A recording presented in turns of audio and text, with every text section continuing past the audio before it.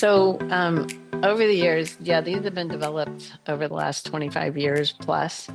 And each step of the way, we do, make them better and improve them and refine them. So, we've got a very comprehensive process.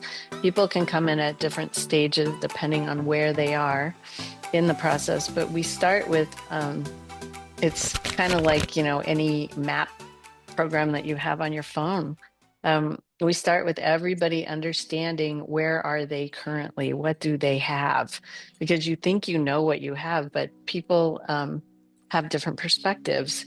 And so what one person sees that you quote unquote have, another, or the position that you're in, another person might see a different perception. And so we help them walk through this thing called our transition compass.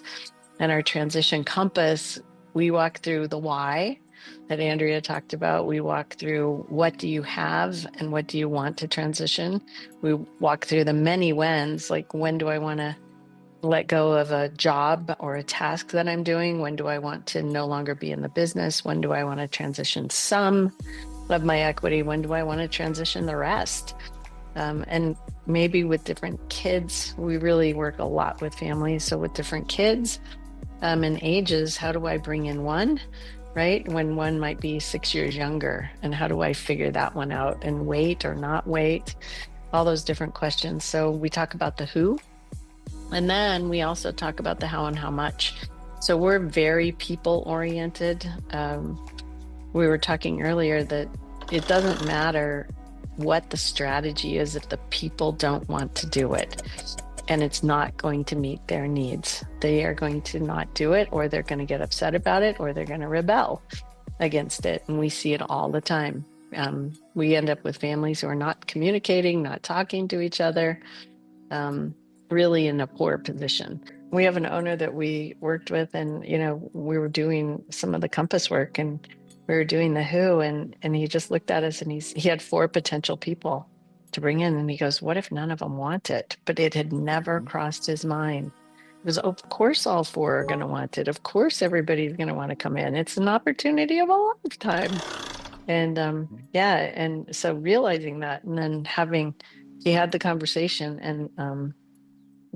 and a couple of them decided that they did not want it. So it's nice to know that up front, if you can figure that out. People who care about others and have strong values in that area, and, care deeply for the business, care deeply for their community, care deeply for their employees, their vendors, their customers, their family, and they're really trying to do a good job. That's the foundation. And then the relationships sit there. Usually they're solid or somewhat solid. But part of the reason why I think people come to us, some are very forward thinking, but a majority, I would say, are starting to feel some tension.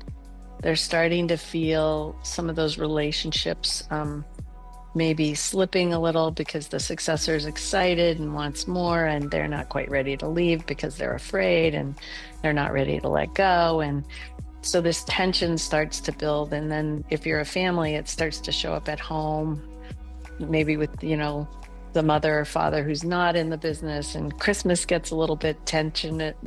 Yeah, there's tension there. We love to come in when there's a little tension, but that people are still happy and communicating. We do come in when people are not talking to each other. And those are, just to give our listeners an idea, if you ignore your transition strategy and you let it get to where there is a lot of conflict inside of the relationships, that just adds to the time that it takes, because you have to start by repairing all those or include that in the strategy versus just saying, hey, we're all here together. Let's just talk about it, figure out a strategy and move forward. So it's so much easier to start and do it first instead of wait.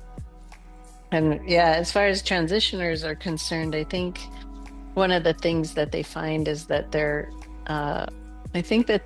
assumptions or their perception of what they believe is possible or not possible is shifted dramatically, because they actually take a deeper look at what the opportunity is and what some of the challenges are. Sometimes we build up the challenges being so big in our minds that there's just no way we can go that direction. It's just too hard. But when you really look at it, I think that they gain a big shift in their perception of what's possible, where the opportunity is, what the challenges are, and it really is freeing for them, because the weight is not all on their shoulders anymore. Well, I think in the work that I do, as you get to where you're transitioning out of your business, and you become financially independent of the business, that's all wonderful and that's all good. When you get to that point, truly, I think the things that are of the biggest value in our lives are our relationships with family and friends and people, and also our health.